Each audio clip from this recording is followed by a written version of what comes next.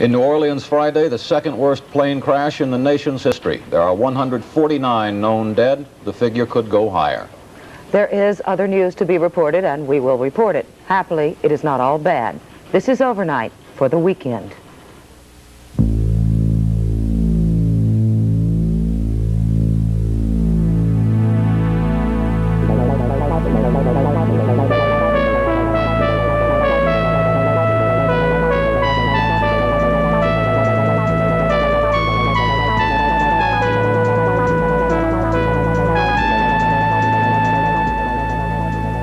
There was a plane crash in a suburb of New Orleans Friday evening just at rush hour. It is the second worst plane crash in the country's history. Everyone on the plane, 145 people, and at least 4 people on the ground were killed, and that figure could go higher. The plane was Pan Am's Flight 759, scheduled from Miami to New Orleans, to Las Vegas, and San Diego. Most of those on the plane had boarded in Miami, and all but a handful would have gotten off in Las Vegas. Flight 759 had taken off from New Orleans Airport only 2 minutes before. It crashed, exploded, and burned in a residential area. At least 8 homes were destroyed, crushed, blown apart, or burned. It was in that rubble that searchers found an 18-month-old baby girl, burned but alive, the only known survivor. Her mother and sister were killed. The search for other victims resumes Saturday morning. Any big air crash is a national tragedy, but it's much more than that to the people of New Orleans. The Mideast recedes, congressional sex scandals and strikes and tax proposals. Everything is forgotten for the present, as all attention is focused on this terrible crash, which seems to us good reason to step back and let the reporters of WDSU-TV in New Orleans tell the story from here.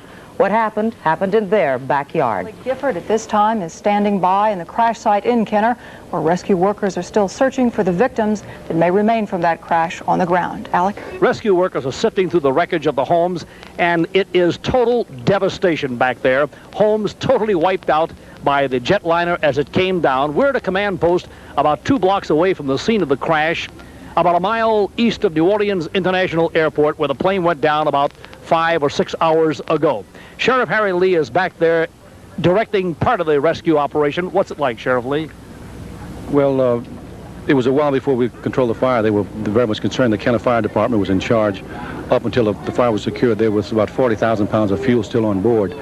So we couldn't commence the rescue operation until the fire department gave us the okay.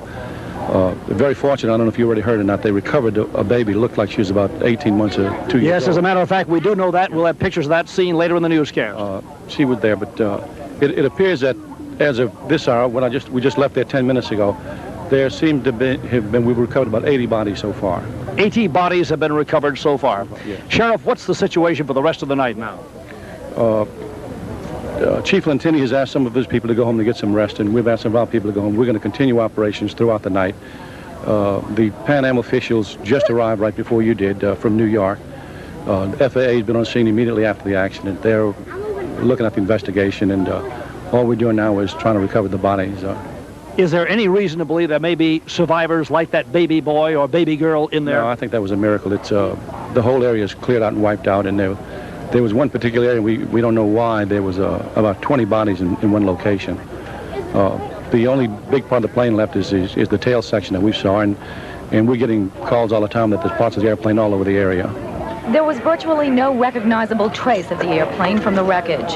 The Boeing 727, just like this one, took off from New Orleans International Airport at 4:09 this afternoon. At 4:11, it went down, cutting a path of destruction through 2 blocks of homes. You wouldn't believe a gas explosion when it wiped out the house over there on 17th and Fairway. The house was completely demolished, and the gas was shooting straight up about 100 feet. Then besides that, I looked over. The fumes from the plane was going up about 300 feet. So all I could think of was get the people out of the houses. So we went from house to house, me and a couple other guys, and we got all the people out. There were many other such heroes in the wake of the crash. 143 people were on board when the plane went down. 14 first-class passengers, 122 coach class, 4 flight service attendants, and 3 in the cockpit. The Pan Am Flight 759 originated in Miami and was ultimately destined for San Diego after a stopover in Las Vegas.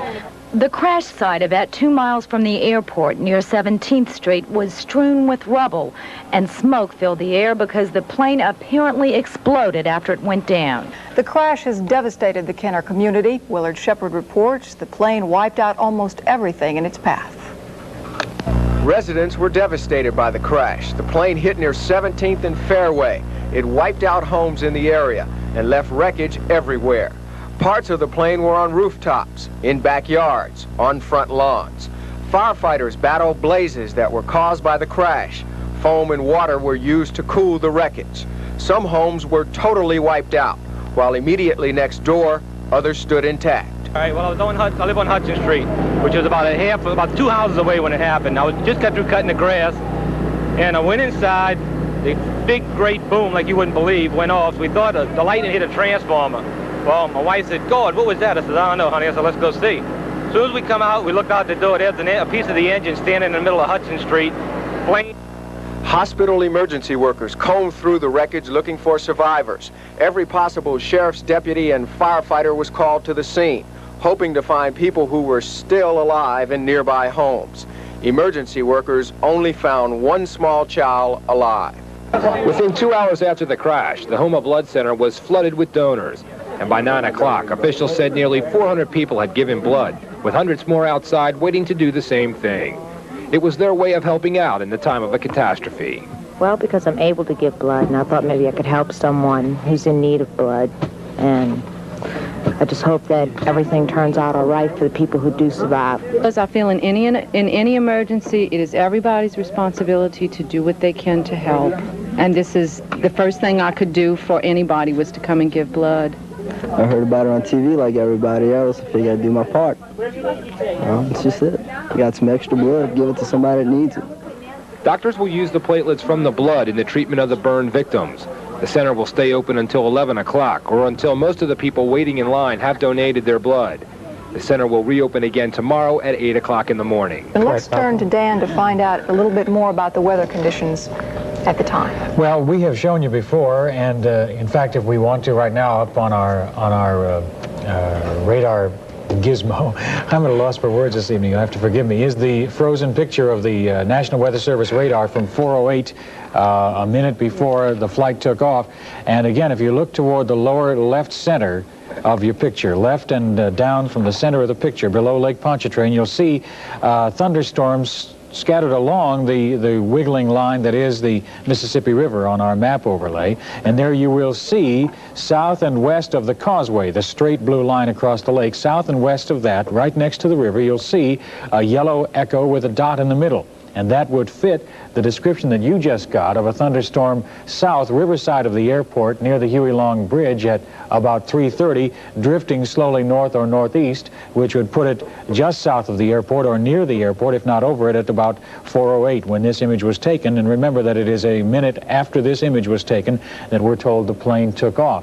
At least at the 4 o'clock reading, and we have the report in our computer from the airport, they reported obviously poor conditions with rain showers, haze, and low restricted visibility. Whether or not at the exact moment that that flight was lifting off, that thunderstorm was in its path is hard to say. Whether those rain showers reported at 4 were a developing thunderstorm which had developed into a stronger storm 8 minutes later is impossible to say. But every indication we have, the Weather Service radar and the airport report officially at 4 o'clock, as well as the report you've just gotten, and that from another pilot to whom I spoke earlier in the evening and whom I trust as an observer and as a clear head, indicates that conditions at that time for the airport, for incoming and outgoing aircraft, were poor. Visibility was restricted, and in one case, the pilot I spoke to felt that if heading in a certain direction, it could have been reduced to 0 at that time. We're conjecturing now, trying to put pieces together from what we know, but what we know is at least the bottom line fact is that conditions were real poor. There's a kid alive. You got a kid alive over there. The kid is alive over there. Just when authorities and rescue teams had given up finding any more survivors, out of the rubble and devastation, a 16-month-old little girl from Kenner was found to be breathing. Paramedics rushed her in an ambulance to East Jefferson Hospital in Metairie, accompanied by a caravan of motorcycle police who paved the way.